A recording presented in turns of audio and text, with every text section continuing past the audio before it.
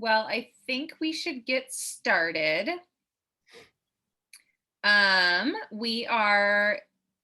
We're down a couple tasters this evening, and then also Mike due to some circumstances at home. So it's a girl party tonight. As usual, don't wait for us to start drinking. I definitely have not. We're going to be doing our Canary Island wines tonight. If you haven't pulled those out yet, now is definitely the time to do so. Of course, we're going to be starting with the white wine, which is this cool, super weird shaped bottle, and then the red. But before we dive in, since it looks like you all have something in your glass anyways, let's do our normal cheers. Cheers in. So if you didn't know, the Canary Islands are in Spain. So we're in Spain tonight, even though they're technically closer. I'm getting ahead of myself. They're technically closer to Africa than they are to actual Spain and Europe. But so in Spanish, we say salud, which is a lot easier than a number of the last cheers we've done. So salud, everyone. Happy Friday. Happy Friday. Ready to learn a bit about Canary Islands? Yes, we are. It's a fun thing because this is one place that probably most of us or none of us have been to. Including Allison. Yeah, we don't have travel photos this time, unfortunately. So we all have to go. And I'm curious, who has been to Spain before? I thought at least half of us. I was supposed to go with Aaron on our honeymoon and then COVID canceled that. So I'm still bitter about that, but we'll go eventually. And of the people who've been to Spain, has anyone actually been to the Canary Islands? No. Okay, cool. So we're all sort of traveling there this evening together. Well, this is fun. These were surprisingly not hard to get a hold of. More so, we actually thought we were going to be able to do not Santorini. Which wines did you want us to get a hold of, Allison, and we couldn't? Sardinia. Yes, we thought that would be much easier, but Sardinia is super hot right now and super sold out. So we got to do these Canary Island wines, which are super fun. Yeah, so you guys know us. We don't need to do any introductions other than I will do my fun facts for the Canary Islands. I kept it relatively short this time. I just have 3, and I might step on Allison's toes with the last one, so you can shut me up if you need to. Let's see. So the name Isla Canarias is derived from the Latin term which means island of the dogs. If you normally think of the Canary Islands, you're probably thinking of that beautiful yellow bird, but it is named after the island of the dogs. It's thought that these dogs were actually a species of monk seals, which in Latin translate to sea dogs. And these days they're super endangered and are no longer present in the Canary Islands. However, legend has it that the original inhabitants of the island used to worship dogs and sometimes mummified them and treated them as holy animals. So I think at least half of us, if not all of us, have dogs. So in this Zoom particularly, we encourage all dogs in the tasting together. So that's fun fact number 1. Fun fact number 2, I already kind of said this already. The islands are actually closer to Africa than they are to the European continent. And then also the first grapes that were planted in the Americas, known as the mission grape, descended from Liston Negro, which is this beautiful red that we're going to be tasting after the white wine. And those came from the Canary Islands. So the colonists took the vines from the Canaries to the Spanish colonies rather than transport them all the way back to Spain. And then from there, the missionaries took them and spread them throughout the Americas and up into the US. So there's definitely a bigger story that I know Allison will touch on that I will not. Well, I assume, if not, I can. But yeah, so this is a really cool, there's a really great tie-in to wine in the Americas and the Canary Islands, which who would have thought? So with that, I will hand it over to Allison. Yeah, we didn't overlap today. Yay! So, okay, one overlap. So the Canary Islands, known in Spanish as the Islas Canarias or Los Canarias, it's actually an autonomous community of Spain. And it was established, it got its autonomy in 1982. The Canary Islands are an archipelago. Takes me a while to get that word out. Archipelago in the Atlantic Ocean, and they're 70 miles off the west coast of Morocco. So it's made up of provinces of Las Palmas and Santa Cruz de Tenerife. Many people have heard of Tenerife, as well as the insular councils of Gran Canaria, Fuerteventura, Lanzarote, Tenerife, La Palma, La Gomera, and Faro. And then the capital is Santa Cruz de Tenerife. So I'll touch upon these islands and the little parts of the archipelago when we get a little more. I just can't get it out today. I will touch on those in a little bit, but there's a little picture to show you.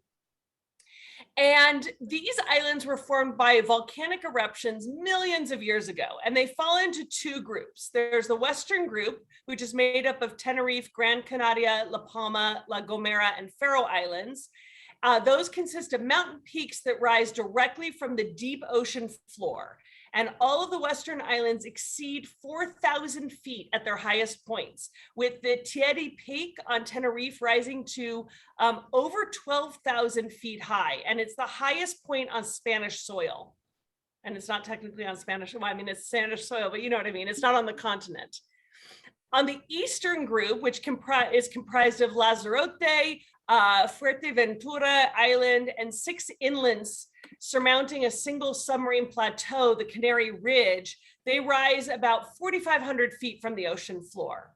And the primary economic mainstay of the Canaries has been agriculture.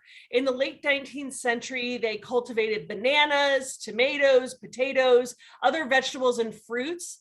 And today, bananas are still the leading crop of the Canaries, and they're protected by the Spanish market against foreign competition. And tomatoes, which are grown between November and April for export, and then the cultivation of flowers and plants, which began in the 20th century. So they're producing all of that, and then cereal grains are one of those things that they have to primarily import in because they're not producing it themselves. Part of the reason why they can't produce it themselves is that they have a subtropical climate. It is hot and humid, and the Canary Islands are not, in theory, ideal for growing grapes. It seems actually pretty improbable that the hot and humid Canary Islands could possibly produce quality grapes because they're at a latitude of 28 degrees, which makes them the most tropical of Europe's wine regions. So when we look around the globe and we look at where most grapes are grown, they're usually grown all along the same point above and below the equator. And this is going to be the most southern latitude. Not common because, as I said, they're at 28 degrees and most winemaking happens between 30 and 50 degrees latitude. So you've got rugged terrain, potential for volcanic activity, extreme winds, not exactly what you think is going to add up to ideal winemaking.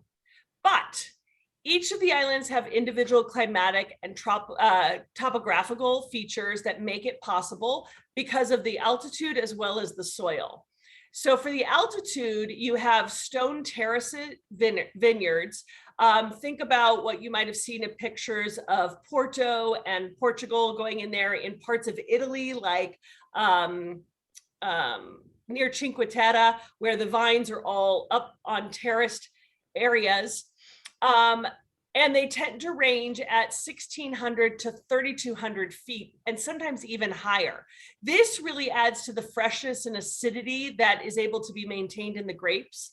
And another important factor is the soil. Of course, as we've discovered with our last 2 visits, one of the key things about islands is because they're formed by volcanoes, we have volcanic soil, which is phenomenal for grape growing. It imparts minerality and subtle salty notes and really adds those characters to largely aromatic wines, local wines. So as a result, the Canary Islands has been one of the most exciting wine regions to emerge on the international stage in the past 10 years. And, you know, you'll see them popped up in like super cool restaurants and super cool wine bars have a Canary Island wine or two on their wine list when they're super hipster and cool.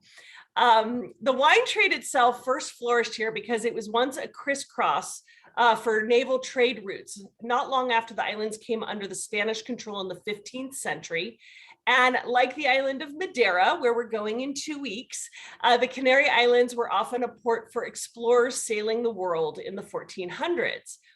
At the time, the Canarian winemakers favored the Malvasia grape, which was made into a sweet, syrupy wine that was very popular with foreign explorers, and it transported really well. We'll talk about that with Madeira and what that means, but sweeter wines with the residual sugar haven't always fully fermented, or they'd add a neutral grain spirit, fortifying it, making it more alcoholic, but that also helped it with the travels. So that's why, you know, all of the Europeans would take it. And so the region's famed sweet Malmsey wine made from the Malvasia grape was popular with the English and the Dutch and the Germans, but the popularity did not last because sweet wine fell out of fashion and modern tourism wanted, you know, it started demanding quaffable, dry wines that you could enjoy by the beach. And luckily, the mineral-rich soils and the mountain elevations led them to produce these dry, high acid-driven white wines. They do produce some red and rosé in the Canary Islands. The reds tend to, in general, make fresh, easy-drinking wines. They tend to be vinified in stainless steel or using carbonic maceration. And some regions do powerful oak-aged wines as well. But they do also still make sweet wine. The demand is not really there, but they do make some sweet, rich, fortified wines that, you know, have been told that they could compete with some of the greatest sweet wines of the world, but I haven't tasted one. And since my heart is in Madeira, you know, I'll let the jury out on that one until I can try one. One of the assets that Canarian winemakers have is that most other regions cannot claim is extremely old vines. Because this is a region that's isolated from the mainland, what never came there but phylloxera. So we know about a few regions like Santorini with the sandy soils. You also have Priorat in Spain with sandy soils. And then you have isolation in a case like this where that nasty lout did not ever arrive, which meant that the vines survived and can literally be hundreds of years old. And that adds to complexity, both from the history and the soils into the wine. So just talking about the grapes, while not absent, there are international grapes, but they're rarely seen. They exist, but they're not popular. The winemakers tend to favor their indigenous grapes that have been present for centuries, and they often have more than one name, which can make it not just interesting, but pretty confusing. So if we start with some of the basics, you have Malvasia, as I mentioned before, which is an extremely important grape historically. It's a grape that can go sweet, it can go dry, it has tons of aromatic intensity. When it's sweet, they tend to be honeyed and complex, and when they're dry, they're crisp and clean. Not always interesting, but you know. We have Listan Blanco, which is also known as Palomino, which is a very common grape found in sherry. This is also made into dry white wine production, and here you get in the Palomino a lot more minerality. And then you have Marmajuelo, which is only found in the Canary Islands and very small amounts. It's difficult to grow, but it has exotic fruit and high acidity. And then a few other grapes, they have Gual, which is also Bual, which you'll try next week, Verdelho, which is also Verdejo, which you'll have, which we'll talk about next week, Forastero, Villarido, Albilo, and more. So a lot of grapes we've never heard of, or perhaps we know them by another name. So before I get into the red grape and some of the islands, I thought maybe Gina could talk about our first wine and we could keep sipping it because it is really good. Yes, absolutely. So the white wine that we're going to be drinking tonight is the 2019 Los Bermejos Lanzarote Diego Seco. Um, for those of you who don't normally drink Spanish wines, I'm going to break down the label for you just because that always helps me. Obviously, 2020 is the vintage. The vineyard or label owner is Los Bermejos, and the region that it's coming from within the Canary Islands is Lanzarote, and the grape itself is Diego. It says Diego Seco because you can make sweet or dry wines from the grape Diego. So I just wanted to point those out because as I was doing some research, I just read some funky stuff. But yeah, so that's exactly what it is and what it should be. Yeah, and Diego wasn't one of the grapes that is, let's just say there's not a lot of it that it's not considered, it's not a primary grape of the region. So exactly. Yeah. So very rare wine.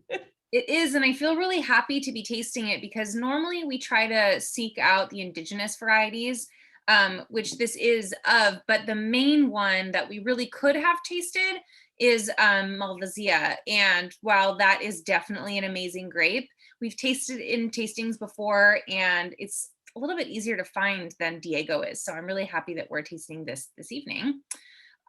So a little bit about the family and the winery itself. Los Bermejo was founded in 2001, so it's exactly 20 years old. But it's built next to an 18th century mansion that belonged to one of the island's most prominent families. They used to export Malvasia to the US and bought wood from Virginia. And the name Los Bermejos comes from the property in San Belo, which is the municipality of San Bartolome, and in one of the main areas where the grapes are grown in the island of the Canaries. Like Allison said, this wine comes from Lanzarote, which is that top island that we showed you in the map. And Los Bermejos works with 350 grape growers who supply more than 800,000 kilograms of grapes each year, although there are large variations in production depending on the vintage, but they are definitely the largest wine producer on the island, which isn't saying much because this particular wine itself has only about 800 cases total made. So while it is the largest, it's still very small compared to a lot of other producers throughout the world. So other than this Diego that we're drinking tonight, they offer other single variety wines such as a dry Malvasia, a sweet Malvasia, a semi-sweet Malvasia. Clearly they like Malvasia. They do also do a sweet version of this Diego and a sweet Muscatel, as well as different carbonically macerated reds. They do age in oak casks, and they also do rosés, but they are really specific on the organic production of wines and the organic farming in their vineyards. So they don't do a ton of manipulation and a ton of oak. They do not also use any machines in the vineyard and try not to manipulate the vineyards at all. So really, really, really focused on the organic farming, which I've noticed is a really strong theme, if you haven't, in these island wines. And from my own personal travels, not necessarily to the Canary Islands, but in a lot of coastal areas or a lot of islands throughout the world, they are really focused on doing whatever they can to help the environment, because they're oftentimes the ones that see the environmental impact a lot faster than we do in city areas or, you know, in more rural areas. And that's because if they get a storm, those winds are stronger, those, you know, waves erode their land faster. So it's really cool to see how determined these island wineries are to preserve their land, because if the ocean keeps rising, we're going to lose them. Although these guys have a little bit more elevation, so they're safe for a while. Actually, Gina, if I can jump in, I was going to note, I did mention the grape, because another name for Diego Seco is the Villariego Blanco. And so that is one of the other names, which is a really rare wine cultivated on the Canary Islands. It produces these really large sized bunches of fat, juicy, greenish yellow berries. And so it's typically been used for table grapes, actually, because it produces such sweet wines. And it retains high acidity levels. It likes to grow in hot and humid conditions. So it survives there. And it also makes a really good sparkling wine. And a lot of times was blended with Palomino. So that's why I was like, I know that I hadn't come across Diego, but I figured it out. Yeah. All those multi names. Yeah. And if anyone comes across a sparkling wine from the Canary Islands, they definitely do a lot of those as well. So if you come across that on a restaurant menu or in a wine shop, definitely buy it, because I think it would be really good. And I love sparkling wine, and I know most of you do as well. So back to the Los Bermejos winery. They do also, in accordance with their organic winemaking techniques, they do gravity flow in their winery. So if anyone has been to a winery where you can tell there's multiple stories and things are kind of stacked in an organized manner, that's exactly what they're doing. A great example of that in Santa Barbara, if anyone is ever up in the Santa Barbara area, is Drake Whitcraft and his winery. His dad started making wine forever ago. He's like kind of one of the first not necessarily one of the first, but in the first wave of winemakers. And he has had his winery set up for probably the entire time, where the fermentation tanks are on one level, and then the second level, all of the tubes, all of the hoses that can transport the wine from the fermentation tanks to the aging tanks, it all is based on gravity. And the reason of that is that they don't need to use any extra energy to add to the pumps. So they're really saving a lot of energy, not only in energy bills, but also, of course, that's helping the environment as well. So that's really important and is definitely used in this winery as well. And then they do grow them in these really cool porous black volcanic soils. And I'm going to show you two pictures because it's unlike anything else. Before I show this, who has seen the movie Holes? Probably most of us. All right, so this is that vineyard. Can you guys see that?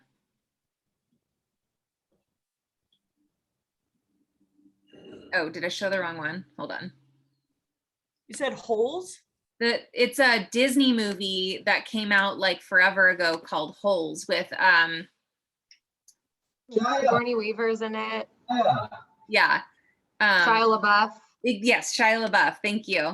So this is the vineyard, what it looks like. So this is like an aerial view, and I'll tell you why in a moment, but I wanted to do a close-up as well. So as we zoom in on each of those holes, you can really see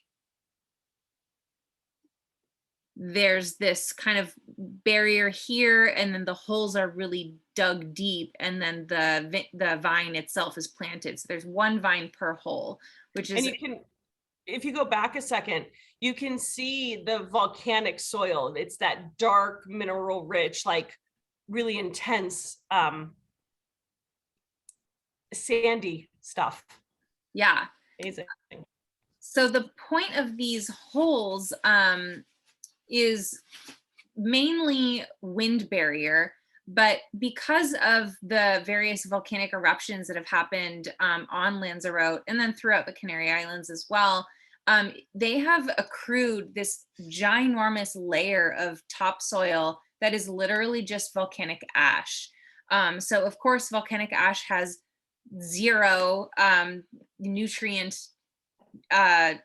abilities. There's no nutrients in volcanic ash, so it's not a great thing to be planting vines in or do any agriculture on. So the winemakers have to dig really deep into this volcanic ash to actually tap into the ground, not only the groundwater, but then also the more healthy soil that sits underneath the ash. And the volcanic ashes are called picon. And then they cover the topsoil, and it's pretty intense. The holes are often around 4 meters deep and 6 meters in diameter. So that's pretty intense. Think about all those holes that they have to dig. And then because of how big those holes in, and only one vine sits in each hole, they really only have about 200 plants per hectare. So the production coming from those vineyards themselves is extremely small, which of course is why the largest wine producing winery in the entire region only does about 800 cases of this white wine. So I thought that was important to give you a really good perspective of not only how rare this Diego grape is, but then also how hard it is for the Canary Islands to actually produce any of this wine, and why it's so good. So low production, scarce rainfall, abundant sunshine, and century-old plants all join together to intermingle and make the grapes of Lanzarote a super fantastic wine. The Diego grape, like Allison said, it's also known as a couple of other things. She already mentioned those, and they are native to the south of the peninsula, where they can still be found in the higher areas. It's resistant to disease and has a high acid and sugar content. It can produce dry wines, like of course what we're drinking tonight, and those usually have a strong nose and a long lifespan in the bottle, so you can age these for quite a while. And it's also a very late ripening varietal that is harvested normally in mid-September. So we're coming up on their harvest as well. Harvest here has officially started as of last week, or maybe 2 weeks ago. I've started to see some people starting to pick. And then this specific wine was aged in stainless steel.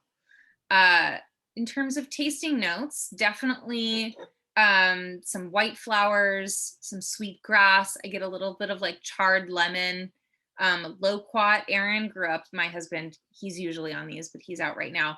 And he grew up with loquat trees. So I've had quite a bit of loquat, which came out immediately to me just because I have more experience with that typical fruit. Toasted almonds, melon, and a really gorgeous minerality, which of course comes from being so close to the ocean. And yeah, I just think it's really complex. I've been sipping on a couple of glasses now for the last couple of hours, and it's just continually opening up. And I know all of you opened up that email because you're all here. So this is a really fun wine to pair with. There's a couple of recipes that I included that are pretty easy. If anyone has or is looking to come up to Santa Barbara, there's a fantastic Spanish restaurant called Loquita that I would absolutely recommend on making a reservation to. And it's one of the few restaurants that you actually have to make a reservation like weeks in advance, at least right now. It didn't used to be like that, but you know, they're being all COVID friendly, which is great. But worth a stop. Absolutely 100%. And yeah. Oh, paella is why I was saying that. The paella in my tasting notes, there's a seafood paella that would go great with this wine. It's a yummy, yummy wine. Yeah. So this wine in particular, going back to the islands, 6 of the Canary Islands produce wine. That's Tenerife, Lanzarote, Gran Canaria, La Palma, El Hierro, and La Gomera. 10 areas were officially granted DO status in the 1990s and early 2000s. So if you remember, like last time we had Sicilian wine and they have DOs, but they have only one DOCG. Well, DO and DOC is the same thing. It's just the Spanish do DO and Italians do DOC and the French do AOC. So it all means the same thing. But yeah, so the DO status, and for all except Tenerife, the DO zone covers the entire area of that island. So if you're in Gran Canaria, the DO covers Gran Canaria. For Lanzarote, the DO covers the entire island. And each island has its own unique features and techniques to deal with the region's climatic changes. But overall, they have mountainous geography, elevated vineyards, and volcanic soil. And then to the picture that Gina shared with us. The first island was Lanzarote. And while Tenerife might be the most available to go to, the one that people vacation on, the one we've all probably heard of, Lanzarote gets the most attention because of its vineyards, because of those crazy vineyards. And it is an area that was historically based on agriculture, but they were forced to rethink things when in the 1730s, so a long time ago, a month-long volcanic eruption covered a third of the island's land in ash. So we saw the soil of it. Yes, it was 200 plus years ago, but yeah, in the 1730s, a month-long volcanic eruption does not sound like a pleasant thing to experience. I will say though that with how crazy that volcanic eruption sounds, it was, from what I've read, it was a super slow moving, which meant people could get out. Yes, which is great. But like it sounds so like anticlimactic, because this volcanic eruption happened and then it's like creepy crawling at like a snail's pace, and so no one got hurt, which is great. Well, that's good, because if you go to Vesuvius, the people couldn't get out and they were literally frozen. Yeah. Full, you know, some of them were frozen because of the ash, and then they found more bones because the ash is so hot. It doesn't, the sludge kind of, I guess, like is like mud you get stuck in. So that's why they have full bodies, but the ash is so hot, it melted things. So yeah, much better to have a slow burn. So anyway, moving on to another island. Tenerife is the largest of the archipelago's islands, and it's the only island with more than one DO zone in it. It's home to the majority of the region's production, particularly what we're seeing exported into the US. And it's also home to Spain's tallest mountain, Pico de Teide, which happens also to be an active volcano. Very convenient to have an active volcano living right behind you. And so this kind of looming presence of this volcano really influences much of the geography, and most of the vineyards are located on the fertile volcanic slopes of the Pico de Teide. And unlike other islands, the DO Tenerife doesn't cover the whole island, and instead it's split into 5 tongue-twisting designations. I don't even know if I should attempt this, but they have Yocoten daut Izora, they have Valle de la Orotaya, they have Tacarente Acentejo, they have Valle de Gumar, and Abona. So I bastardized that, and I apologize because I don't know if it's more with a Spanish or who knows accent, but each of these have their own attributes, and they grow red and white grapes throughout. So our red wine is from Tenerife. And before we jump into that, just to let you know about the grapes, the red grapes, I did say earlier that it is mostly white grapes that are grown on there, but Listan Negro is the most widespread red grape of the Canary Islands. It is well suited to do a lighty, fruity style like Beaujolais by using carbonic maceration. And you can find it a little bit, it's found almost exclusively on the Canary Islands, although there is a little bit of Listan Negro on the mainland Spain. And it is, as Gina said, genetically identical to the mission grape that was first brought to the US by Mexican settlers. There is also Negra Mole, known also as Tinta Negra, which is one of the primary workhorse grapes of Madeira. But there are actually more plantings in the Canary Islands of this Tinta Negra than there are in Portugal. It tends to produce easy drinking wines that are not too tannic. And then a few other grapes are Trousseau or Tintila, and we know there's Trousseau Gris that I've had from Two Shepherds and in the Rhone, so connected, and then Alfrochero, which they call Babosa, and Alfrochero is a wonderful red grape that you find in Portugal. So those are just some of the grapes. So jumping back to Listan Negro, since that's our next grape, it is a black skin grape, and it's used in both blended wines, often with Tinta Negra Mole, and in single variety wines. And they vary in style. You can have rosé wines to light reds with soft tannins to spice and berry flavors. They use carbonic maceration, I said, to make a light wine with low tannins and fruity aromas, or you can get one aged in barrels that gets medium bodied. They don't really get big, full bodied wines. It is concentrated in the unique volcanic soil, and the vines are dug in also those small pits that are dug out of ash-based soils. And these pits, as you saw, look like the surface of the moon. So what they're able to do is capture moisture and provide also shelter from the strong winds, which is similar to the whole idea of the basket that we saw in Santorini, that it's low and to the ground to protect from the wind. And Listan Negro, as I said, you get the most quantity as anywhere here. DNA studies have shown that this grape is not a mutation of Palomino Fino, which is called Listan Blanco in Andalusia, and it has a distinct profile from Listan Prieto.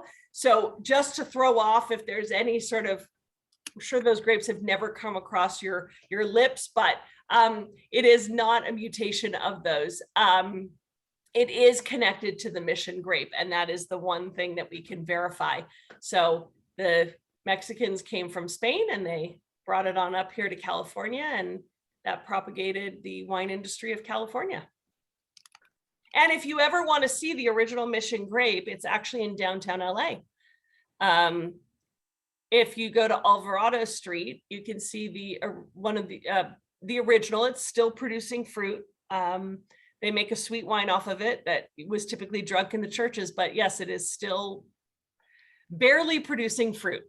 So, so tell us about our red, Gina. Yes. So I'm excited. This red, before I had any, I had of course read about it.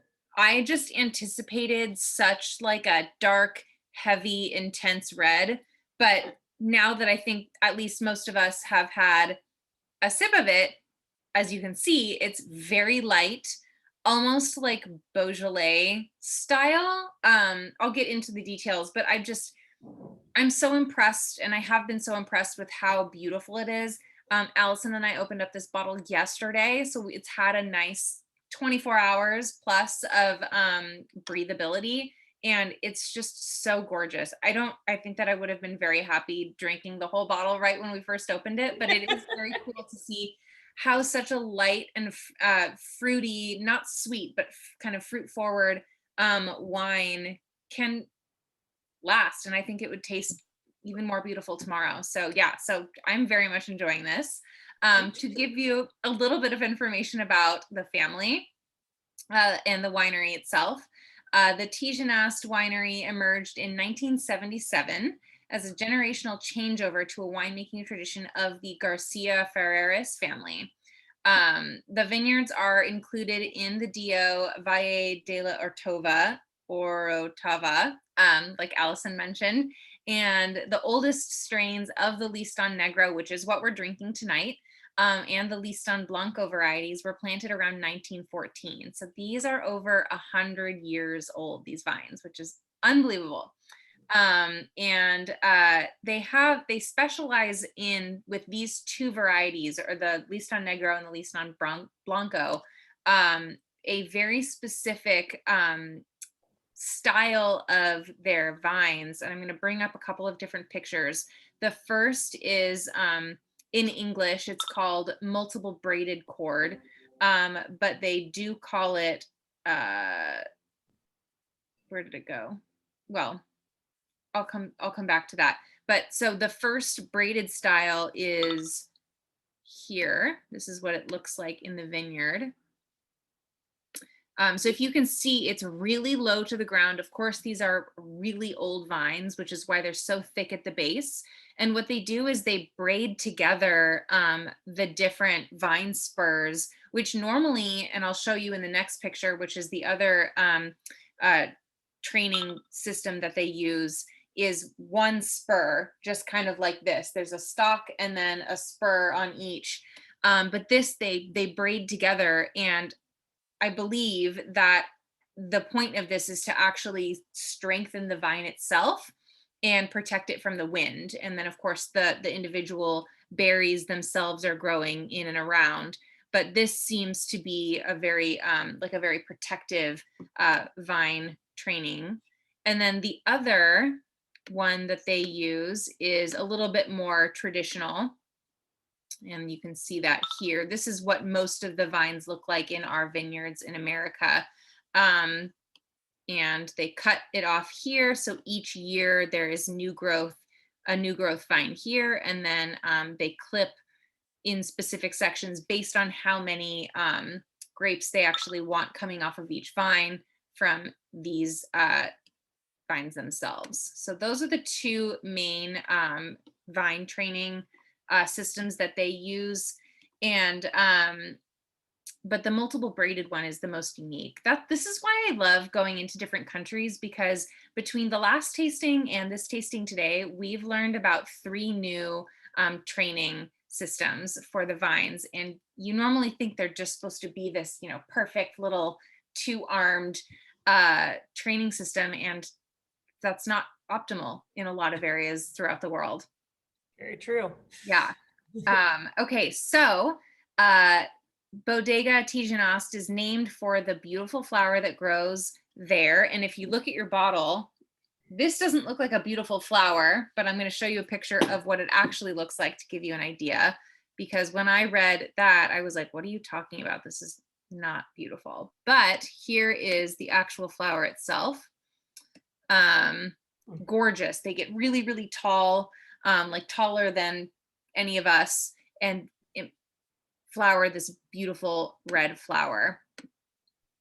And then Tijanast is run by Agustin Garcia Ferreras, and he works alongside his 70-year-old parents, who are named Cecilia or Chilala, and Agustin Sr. And a lot of the articles about them say that they're 70 going on 30. So I believe that they have a very youthful characteristic. I'd love to meet them one day on our next trip over to the Canary Islands. We'll meet them, hopefully.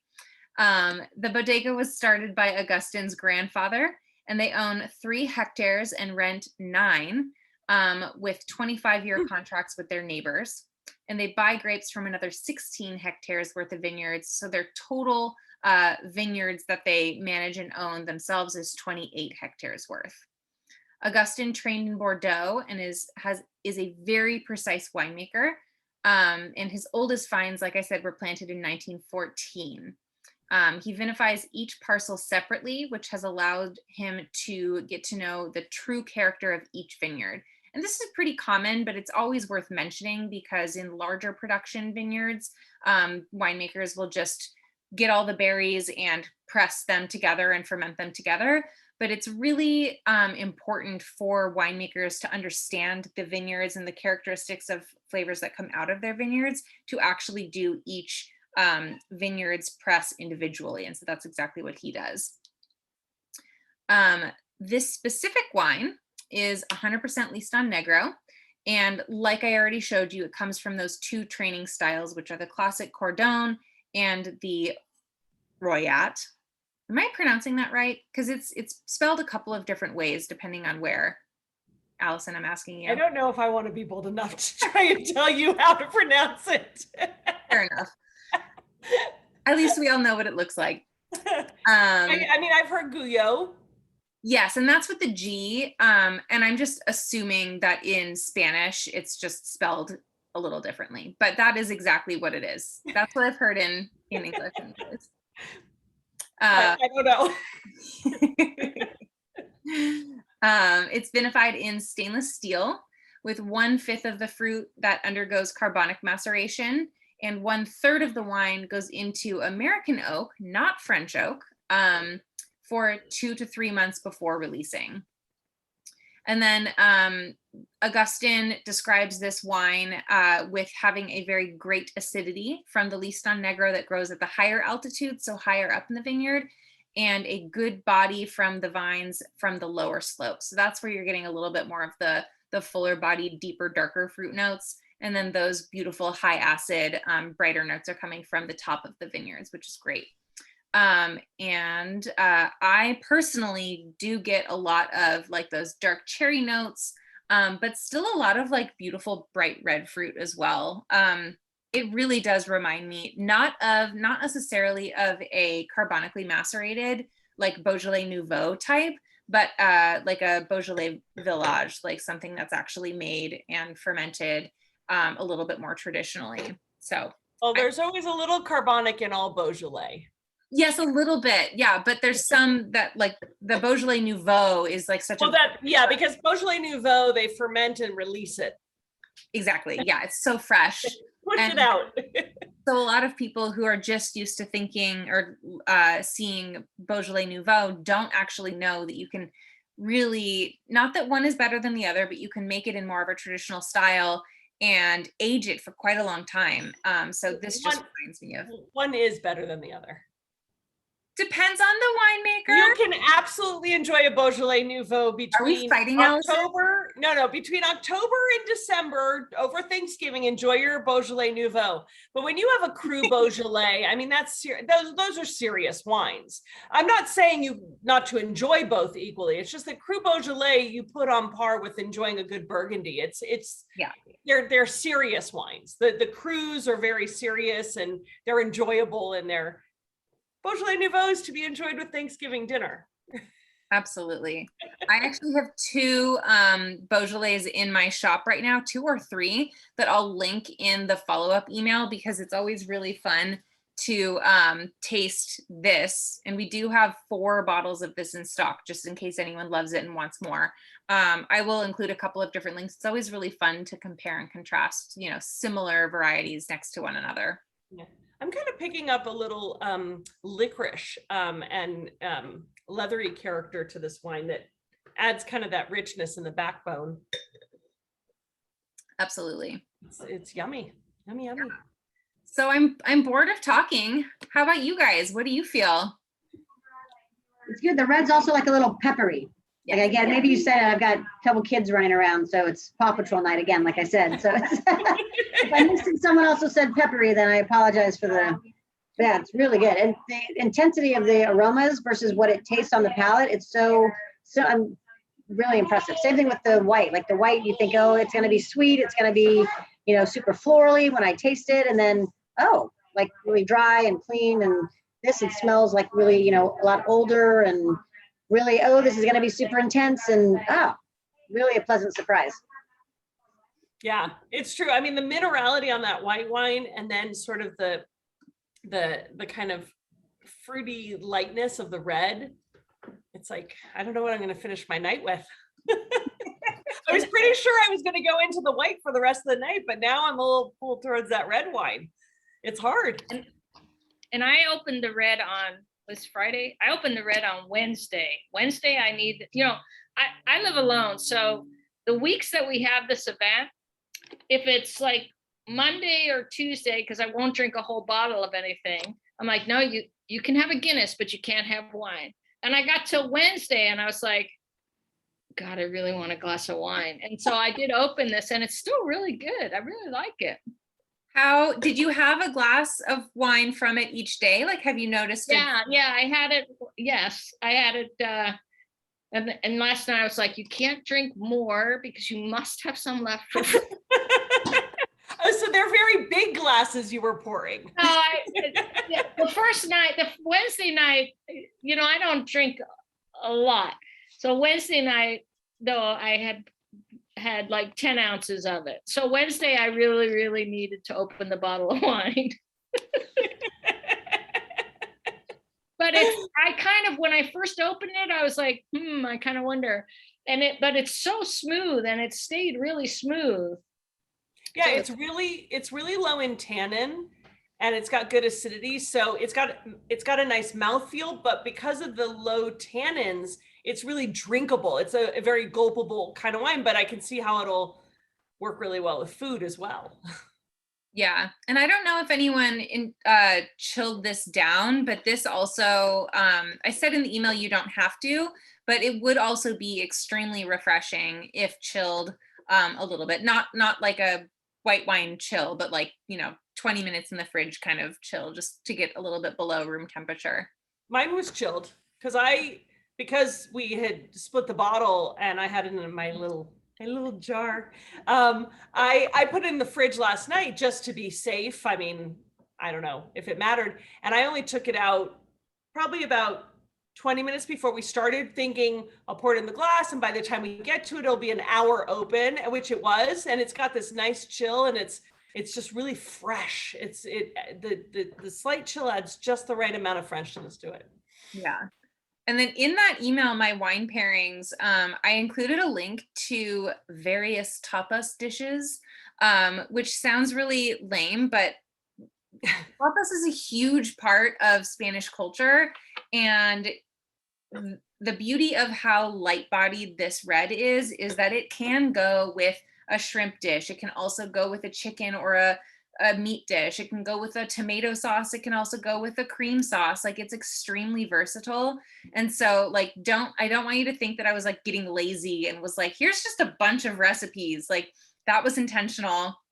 And I definitely encourage you tasting this along with a number of different small dishes or small bites. So next time you're in a restaurant or a wine bar and you see Canary Island wines, I bet you're going to go right there and go, I want to try it. And another, I'm going to harp on Lokita because not harp in a bad way, but I just love them so much. They have fantastic patatas bravas, which is another one of the recipes that I included, which is basically just like tomatoes and an amazing red sauce. But if you ever land at Lokita, you have to get their patatas bravas. Ideally paired with a Lista Negro. I'm curious, are all of you joining us from Madeira? Yes. Yes, yes, yes. Can I throw in a tip? Uh-oh. No. I highly recommend trying to have some food to follow some suggestions that Gina will send out, because Madeira is gorgeous on its own, but it's really surprising how it works with food. And it would be fun if you can, of course, you have to understand that once we open the Madeira, you don't have to drink it all. You cannot kill it. You don't have to rush. You can cork it, stick it in there and pull it out 4 years from now. You do not kill Madeira. Marcy, you can drink some starting tomorrow now. Exactly. You can have a little bit every night and it'll still be good. And so it's good. Like a port or something. Exactly. Well, it is. I mean, port, the trick is the cork they put it in. If they put it in a regular wine cork, like a vintage port, those are not wines that will last forever. Once they're open, they have a couple weeks and they're good. When they have the reusable that you can pop off, the cork with the lid that you can pop on and off like the Madeira has, those are, they're pretty indestructible, but Madeira is more indestructible than port, which we'll talk about in 2 weeks. I mean, yeah. Well, that's everything wine hates, Madeira is. Yeah, as you said earlier, that's why when you read all of that historical stuff, they are carrying that Madeira all around the world. Yep. So we will definitely go into it, but with all the great food suggestions Gina gives each time we do one of these, I highly suggest either one of those recipes or taking and being inspired to have something, whether it's a cheese or whatever she suggests, try to create something that uses some of those flavors to see how it'll work with the wines. Because I did a food and wine pairing seminar with Madeira a couple years ago, and it was just we were just blown away with how Madeira worked, not just dessert, but like savory dishes. So Yeah. And also to point out, one of the Madeiras is dry and the other is sweeter. Sweeter.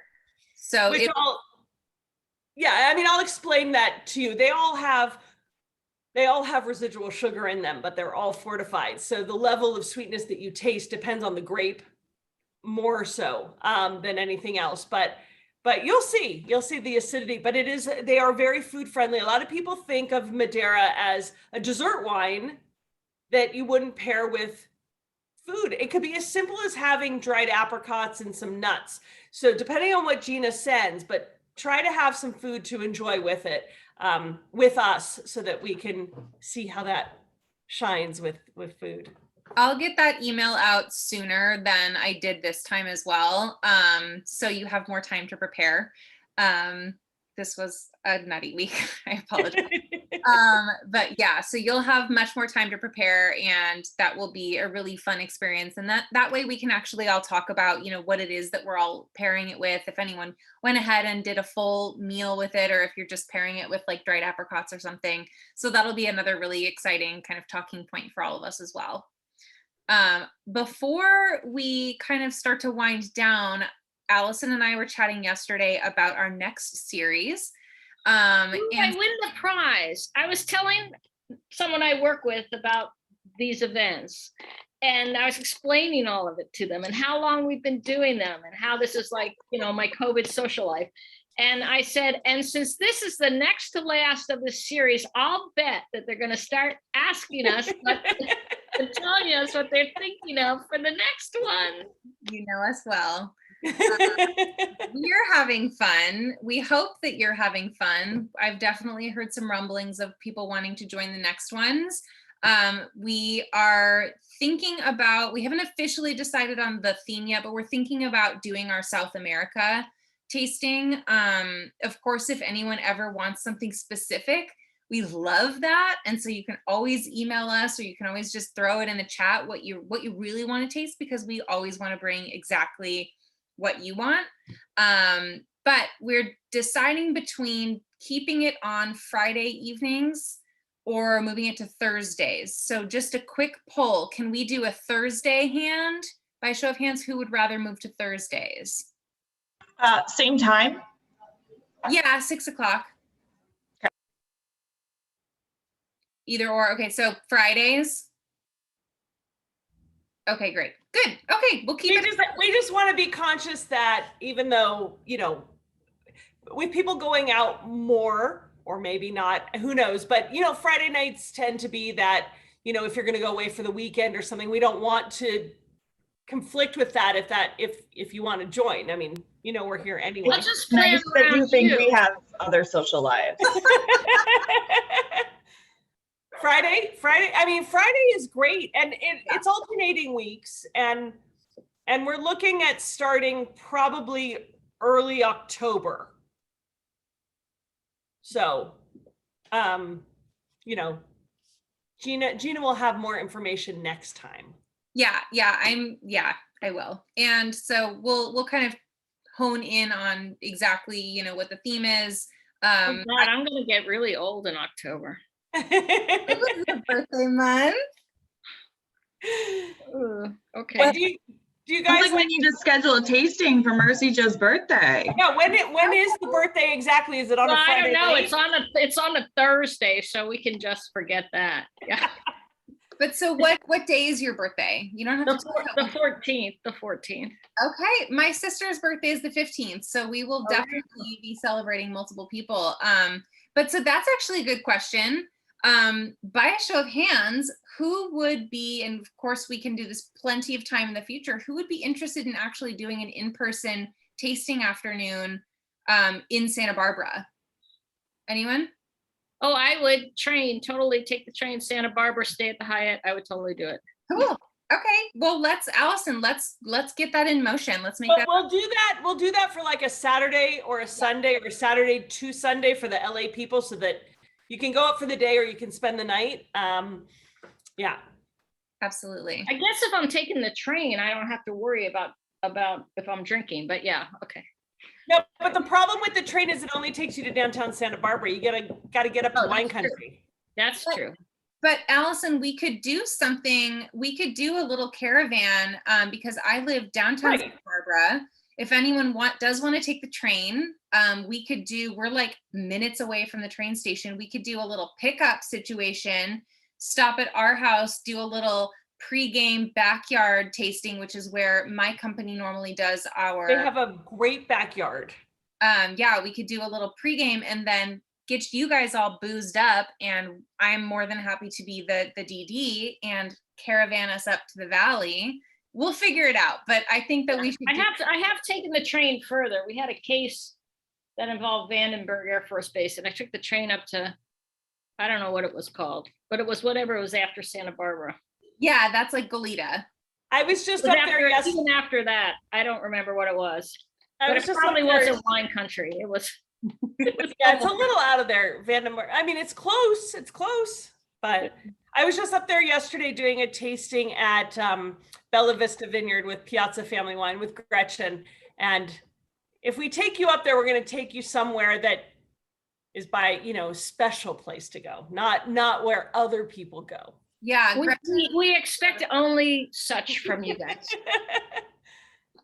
Yeah, it'd be fun to showcase our local friends and connections, because we're just all over the world, and you guys don't even know how many friends we have here.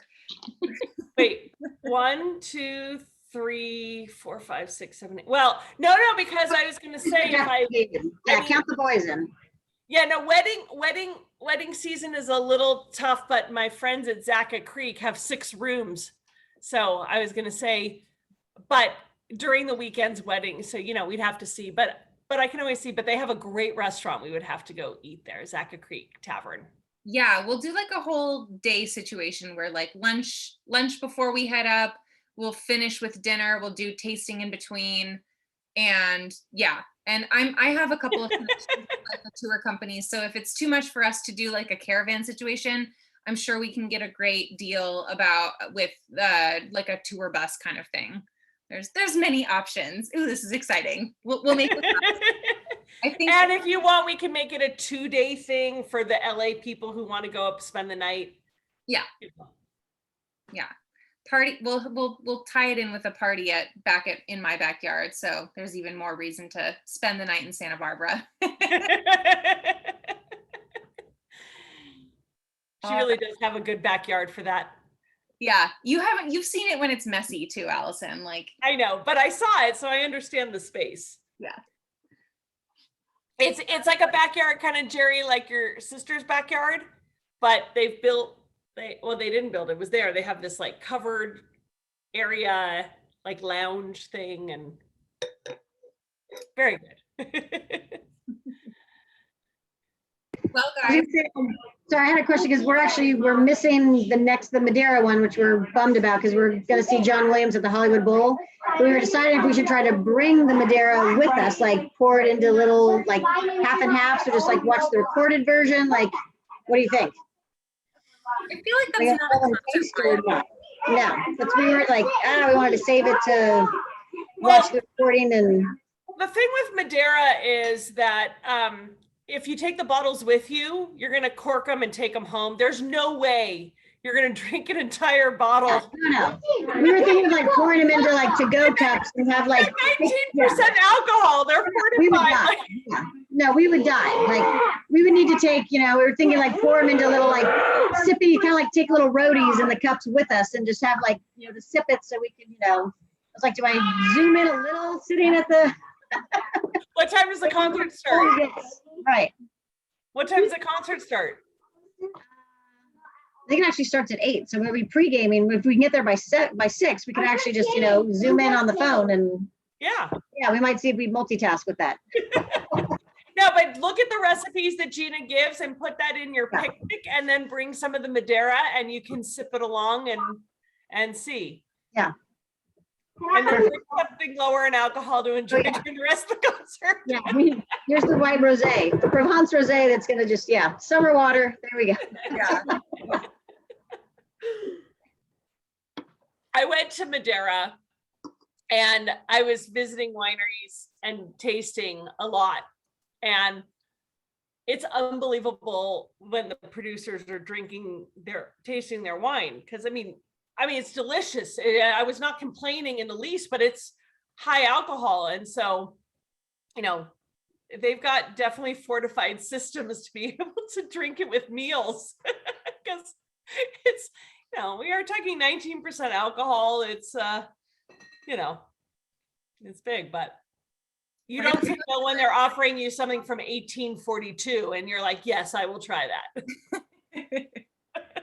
That's what I thought, like with this red being 13%, it's like, it's really low in alcohol. Like it's a really nice, like you said, it's a light, fruit at 13%. I was like, this is delicious. You can keep sipping this for a long time too.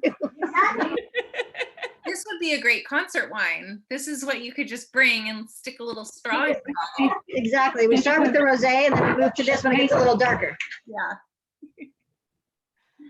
Yeah. I love someone messaged me the other day through the wine Facebook group. There's a Facebook group called Wine, and they wanted to ask me a question about wine, like learning, because it's really hard to give someone tips. Like they live in the South somewhere. I don't know where their local stores are or what their options are.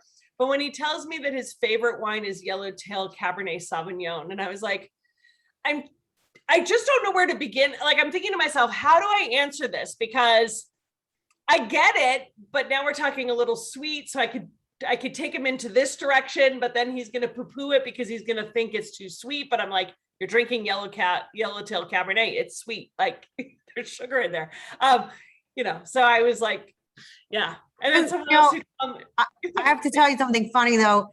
Melanie and Terry did this sort of wine thing they were doing. So they bagged like 6 different wines were in bags, and they did this, you split up into groups and you were tasting, you had to rate them by which is the most expensive, and 2 of the groups rated Yellowtail as the most expensive best wine. So when I used to run wine education business, we would do a blind tasting class constantly. And in the blind tasting, we always put 2 buck chuck in. Now this is like 15 years ago, or more. But we always had 2 buck chuck in that lineup. And I will tell you, in a blind tasting, 2 buck chuck was always one of the top 2 wines, because in a blind tasting, the most fruit forward wines and the ones that will have that little bit of residual sugar that will be appealing to the palate, not a sweet wine, but the perception is always more appealing than some big tannic wine or some wine that is earthy. And the wines that we like with food, when we really think about it, we love a wine like this or the red wine we're having. But in a blind tasting, those fruit forward bombs kind of shine above. So yes, in blind tasting. It's true. I picked the Napa Cab, but there was a Bordeaux in there that was more expensive, but I didn't like the Bordeaux was too earthy for me, I guess. So it's kind of what you like, right? You end up not picking what you think is the most expensive, but the one you like. Yeah. And it's also it's not fair. Some of those wines, like Bordeaux, is good with food. It's better with food. Yeah. Certain wines are better with food. You really need to do like one wine a night and see which one gives you the worst headache. That's always which one's the cheapest. That's true too. That's the pace we've been on lately, Kim. So we feel you. A few By extra the way, headache in the morning. Kim and Katie, my dad wanted to say hi. So yeah, so he finally told me the names. He had been telling me for weeks that he had known you guys, but he was very, I don't know. You know him. Well, we knew who you were. I saw him today. I saw your dad today. Kim started this whole train of getting everybody, not everybody, but our office into this wine group, and it's amazing. So he welcomed me. We hyped it up on an office happy hour, and then Natalie is joining us, and so we're very excited. And we're gonna make it grow with the next series too. There you go. Where do you guys work? Kim. Katie and I work for an engineering firm in LA called John Kim's Martin a structural Associates. engineer. Yeah, And Natalie's dad I've worked with Natalie's dad now for, oh God, how long have I worked there? 13 years. So. Wow. Yeah. It was really funny the last time we saw Kim in person, we meaning Aaron and I, my husband, he works for 2 weekends in a row. I know. We're back, baby. we finally put it together that Erin works for a tech company that focuses on construction software, and Kim actually uses his software for her company. So it's like, it was really funny. Like this whole time I'm like, oh, Kim and I are going to be besties. But then like Kim and Erin just like went off on their own tangent. And I was like, We started talking construction. I was like, wait, what? Yeah, I have One vineyard I'd love to take everyone to the top of is the Radiant Vineyard of the Hilt. And I was up on Sunday night. I went up to San Ynez twice this week, but I was up on Sunday night for a dinner with Two Wolves Wines, and Matt Dees was there, who is the winemaker at the Hilt in Honada. And I have such a crush on him, but I have a crush on him because like if you meet him, it's impossible not to, because when he talks about wine, when he talks about soil, he actually makes soil interesting. Like I never thought that I could actually want to listen to someone talk about soil. And then Matt starts talking and I'm like, tell me more. I want to know what this is. So then I met his wife the other night and I said to her, like, you know, your husband is amazing. Like he makes the most anti-science person totally geek out over soil. Like I have my piece of diatomaceous earth upstairs. Like I'm very excited about knowing it on the superficial level. And I said, where did you guys meet? And she's like, oh, we were soil science majors together in college. And I'm like, you're perfect for each other. Like, I just can't imagine two people who love soil more. Like, it's too cute. Matt Dees is awesome. Oh, Really cool. I'm jealous I didn't get to go with you. Those Two Wolves wines were quite good too, I must say. If anyone doesn't know the Two Wolves label, that's Pink, the singer's label. I think she still does music, but she basically was like, screw this, I'm gonna be a winemaker. And she's actually like really good. She's not like one of those like fake like actor music people who just like dumps a bunch of money into like hiring a winemaker to have a wine label. Like she's actually like really into it and like is really dedicated. So yeah, she lives on the property. She goes by Alicia Moore. That's her winemaker name, not by Pink. But no, I got to go to a dinner with her. She was very nice. She actually talks about wine. I mean, if you look at her Instagram, if you go to Two Wolves Wines to their Instagram, she's in the vineyard pruning. She's explaining the Guyot system. She apparently did her WSET studies before her exam while on tour as Pink. So, I mean, it's really serious. And then Allison Thompson, who makes La Piane wines, is the winemaker, well, works with Alicia to make her wines. And she does single variety, Cabernet Franc, Petit Verdot, Sauvignon Blanc. That's what I tasted. And they were just delicious. More Happy Canyon, more of the eastern side of San Ynez Valley versus the Pinot western side. So. Allison, work your magic and get us into a private tasting with her. I'm trying. I have always loved her. She's amazing. Yeah. She really, I mean, I was really impressed. Like I like her music, but I'm not like a fan in the sense that I can. She's always been big, like, I mean, since having kids, she's been very, like, at least on social media, what I've seen, promoting like motherhood and normalizing breastfeeding and being with your children and bringing them on your job and that stuff. And I always appreciate that. So. She described her 4-year-old son as, my God, not John Candy. Who is the other overweight actor who died? Sorry, that's terrible, but Chris Farley. Lucy? Chris Farley. She said her son was miniature Chris Farley. The things that come out of his mouth and his humor and everything like that. So she did say, I did tell her about my niece loving wine, how she runs around telling me I love wine and tries to steal my wine glass, who's 4. So she did say to me that we should have a 4-year-old harvest. And I'm like, okay. So I'm trying to work my way in there. I got a 4-year-old I can bring. Yeah. Kim, you and Melanie, who isn't in here tonight, but Melanie's daughter for as long as she could like hold things, she'll go up to you with like her little water cup and go, cheers.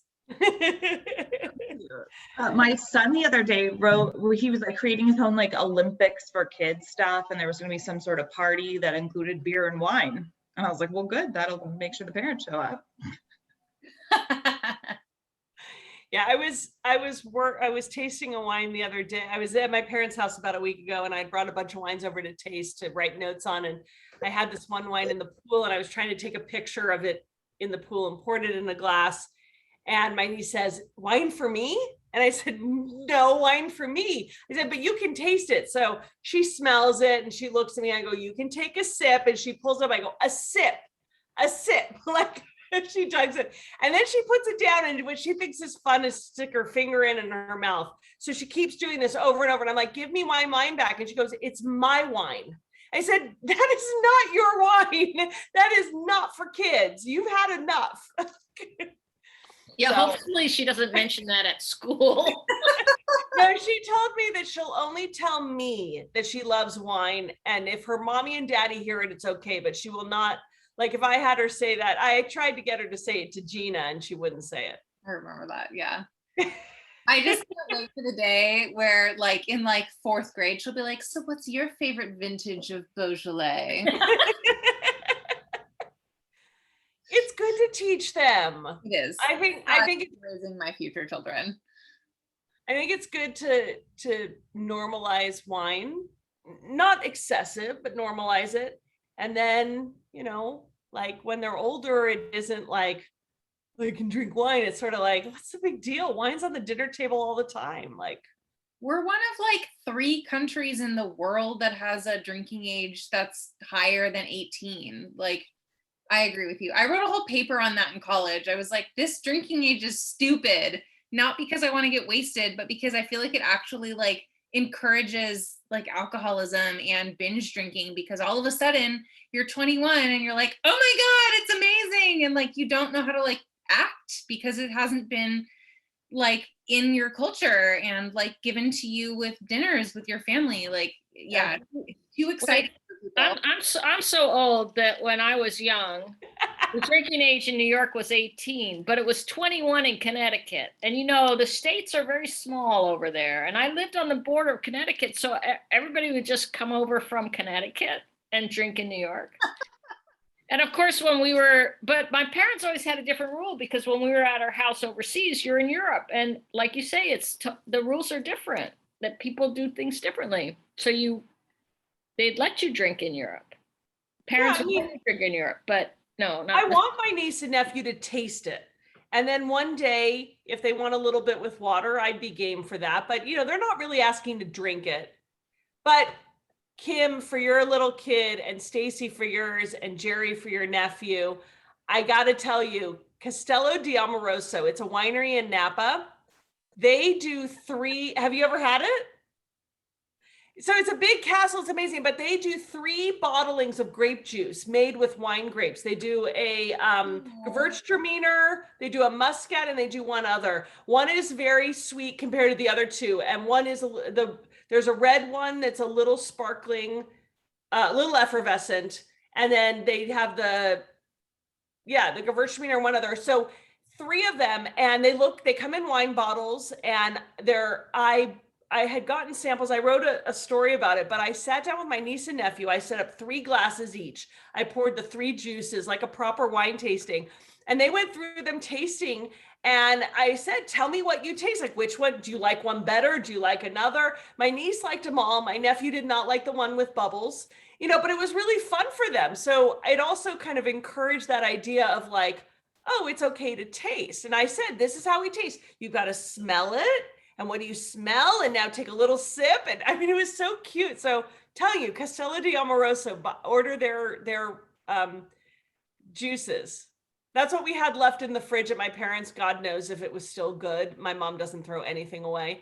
And when I came in the house the other day, my mom's like, I still have that in the fridge. And I'm like, I smelled it. I'm like, Reese, she goes, is that my wine? I said, yes, that's your wine.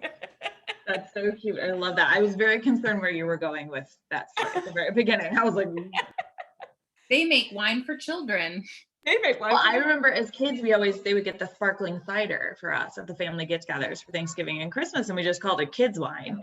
Right. And I think my husband thought I was a little bit crazy when I was like, we should get kids wine for the kids. He was like, what are you talking about? But there is something nice about, like in the case of the Castello di Amoroso, I mean, it's actually grapes that we're familiar with. So when you smell, it won't smell like wine, but when you smell Gewürztraminer, you know it's an aromatic grape. So it's not uncommon to the smells you have. And it's fun because little kids have good little noses, you know, they don't have the vocabulary, but they have good little noses that smell. That's like the interesting thing is we were saying, well, like we should teach Keaton like the colors off of the wine wheel, you know, like recognizing, and same thing, like I'll always have him smell, because you realize like we teach kids like numbers and counting and color, but you never teach them smell. You know, when you think about it, it's like they're not, you know, what does this smell like? And it's like I'm not a good cook at all. Christine's the chef, but so my theory, if you're a really good cook, you're used to smelling things, and you know, like from the pantry and this, and I can smell it, and I can't almost just grab what the name of it is because I'm not that familiar with cooking. But you know, they said, you know, go to farmers markets and like pick up the vegetables and the fruits and the grass, and you know, you don't teach kids that. They're not ever exposed to it. So that's more of a sensory thing. And so we're trying to, you know, do that with Keaton. So I'll open up wine. It's like, smell this. And my nieces and nephew are here. It's like, smell this. What do you smell? Like, ooh, you know, like lemony, or it's okay, you know, and they can get it quicker than some of us are giving them the vocabulary and the experience. No, it's like, really teach you how to smell. Like, put your nose in this. we all have different strengths in what we smell. Look, you guys are engineers, and you know, well, you're modern day engineers, but when I first got in the wine business, my business partner that I did the wine education classes with had a roommate who was an engineering major in college who used pencils all the time and would erase and be scribbling and then erasing. And so the smell of eraser and of lead was a very prominent smell to him because that's what he had lived with for a while.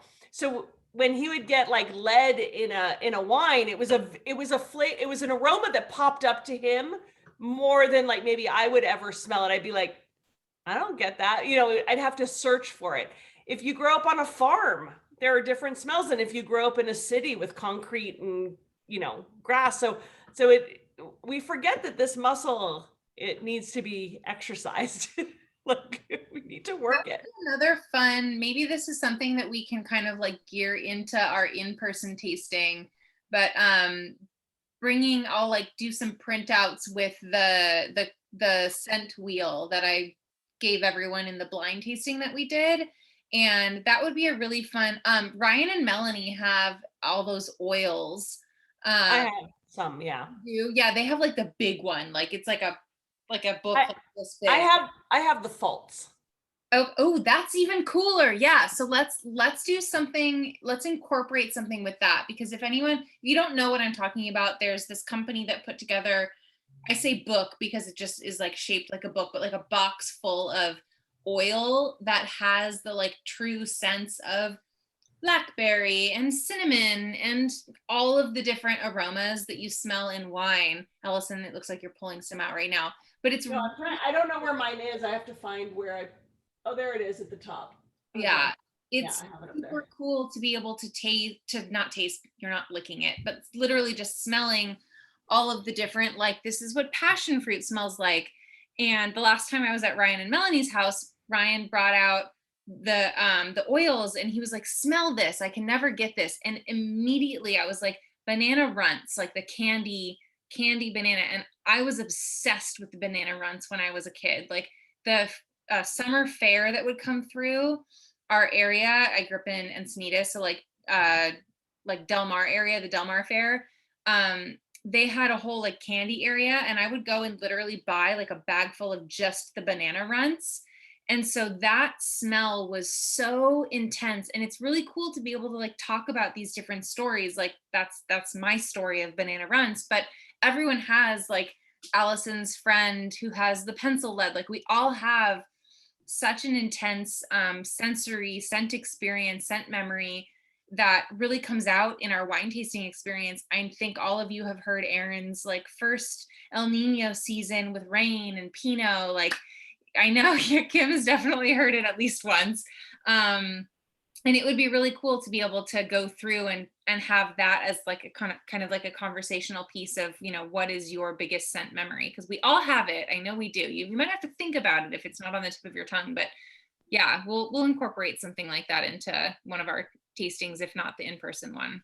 Yeah, and it's also fun, like a wine like this, that the white that has so many aromatics that are there, that if you take some of those key terms, you know, let's say you take peach and then you take lemon or lime and you take the pith, you take the juice, and you're like lemon pith, and then you get the lemon pith, or then you go lemon juice.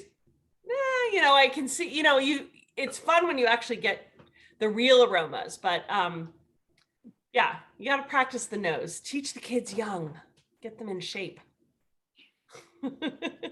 Well, guys, I love all of you, but I have a friend who just got a puppy who's coming over to hang out with Poppy, my dog. So I'm going to ditch you all. And Is that the puppy that was bottling?